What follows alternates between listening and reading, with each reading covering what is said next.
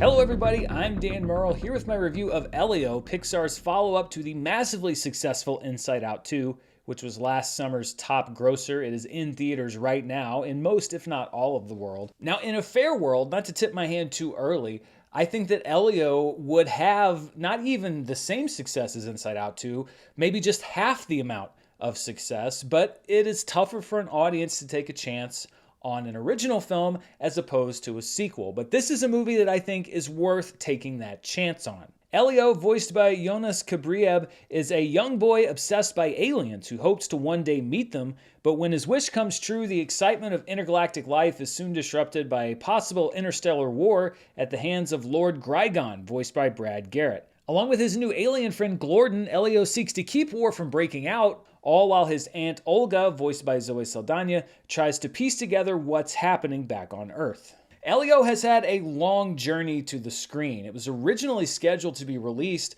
over a year ago, but it was delayed due to the writers and actor strikes and also because of some changes that were reportedly made to the movie. And if you go back and watch the first trailer for Elio, it's obvious that those changes were major because that first trailer bears only a passing resemblance to the final film. Original director Adrian Molina was replaced by Turning Red director Domi Shi and Pixar creative team member Madeline Sharafian. And when a movie undergoes changes like this, it can often be a sign of trouble. Now, I don't know what that first version of Elio looked like, but I do know what I think about this version, and it's a movie that I liked a lot. The first half is pretty standard Pixar stuff. It's cute, there's adventure, and of course we get two kid characters with parent issues, but it really kicks off in the second half and transforms from a solid animated movie into a great sci-fi adventure. I am a sucker for science fiction. You know that if you watch this channel. And I think that Elio is really solid sci-fi for kids and adults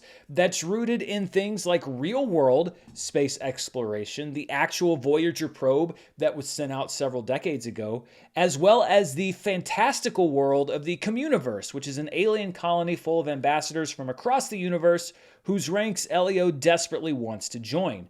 The cinematography, which is something that's often overlooked when we talk about animated films, a lot of people just think about the animation, is credited to two first-time feature directors of photography, Jordan Rempel and Derek Williams, and carries over Pixar's tradition of making films that always look beautiful, even on the lesser movies. And the score, I thought, was really great in this movie. It's from composer Rob Simonson, who is a veteran. He's done a lot of movie scores for over a decade, mostly on smaller movies, some bigger movies, but I can't ever really remember flagging his work the way that I did in Elio. It's like a combination of a Jerry Goldsmith and a James Horner type space score, and it's really my favorite work of his because it's really the first time I've really sat up in my chair and gone, who wrote that type of music? And I hope to see him work in this arena more. Also, as you'd expect from Pixar, there is an emotional core at the center of the movie. I think that's what a lot of the changes were made to address. And I don't think it's groundbreaking on that front, but the friendship between Elio and Glorden is sweet. And the second half also devotes some time to the struggles of Aunt Olga, who is herself trying to figure out how to step in for Elio's dead parents, which is the most trademarked of Disney trademarks. There are very few Pixar films that I just outright do not like. When we look at more recent movies, I definitely like this better than Elemental and Lightyear. I liked it better than Turning Red, which was a movie that I thought was solid and that I enjoyed. And I have to say that I enjoyed it even more than Inside Out 2, which came out last summer, and that was a movie that I gave a low-grade see it now rating to. Elio may be my favorite Pixar film since Coco, probably because it does scratch that sci-fi itch for me.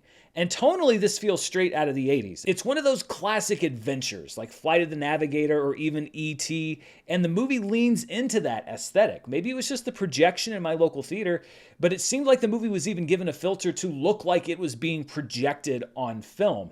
And like many of the movies that 80s kids enjoyed, there's also a lot of action and also some frightening moments in Elio, so it may not be suitable for extremely young audiences, but I think it should be fine for everybody else, including the adults. I will say that as a young kid who was kind of nerdy and into Star Trek and sometimes had trouble making friends, I think this movie would have meant a lot to me if I'd seen it when I was younger. And like many Pixar films, it does acknowledge the difficulties and the pain of growing up and maybe not quite fitting in. but it doesn't wallow in that. And really what it offers is ultimately a message of hope for finding your place ultimately in the world. I don't really have any major complaints. And given that I did give Inside Out 2 a See It Now rating last year, I have to bump Elio even a little bit higher on that scale and also say see it now. I think it's a really solid film, period, animated or not, and one of the better ones that Pixar's made in the last decade or so. It seems like we're getting further and further away from that era where Pixar had this air of invulnerability at the box office, with very few exceptions, that was largely shattered by the pandemic and having so many movies go straight to Disney+.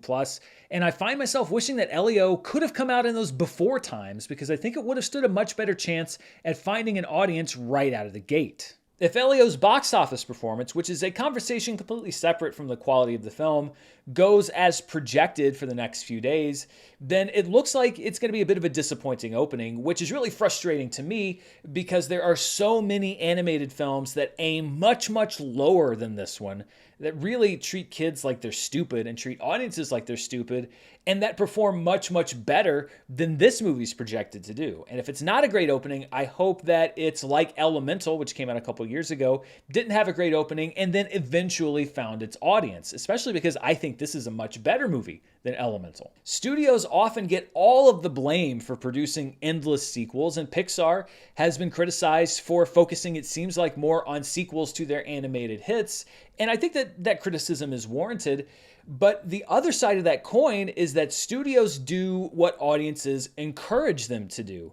And if Elio has a massive drop-off from the performance of Inside Out 2 or any other Pixar sequel, that's a pretty clear message to Disney that these are the kinds of movies that audiences are actually going to show up to see. So if you're not sure about Elio, you don't want to take that chance and buy your ticket because it's risky, it's an unknown quantity, then I hope that this review encourages you to take that risk and buy that ticket. I always keep that in mind when I'm rating movies, especially when I say see it now, because it is your money and you make the choice about what to see. I think this movie is worth your time and your money, and buying a ticket says to Disney and to Pixar that yes, audiences will also show up for original films and not just follow-ups to movies that already made money. Yes, that finger often gets pointed at the studio, but that finger also should be pointed back to us, the audience, because we have as much to do with it as they do. So those are my thoughts on Elio. As I mentioned, it's in theaters now. What do you think? Are you heading out to see it this weekend? Let me know down in the comments below. And as always, stay tuned right here for the latest in movie news, reviews, box office, and more. Until next time, stay safe, and I'll see you then. Bye.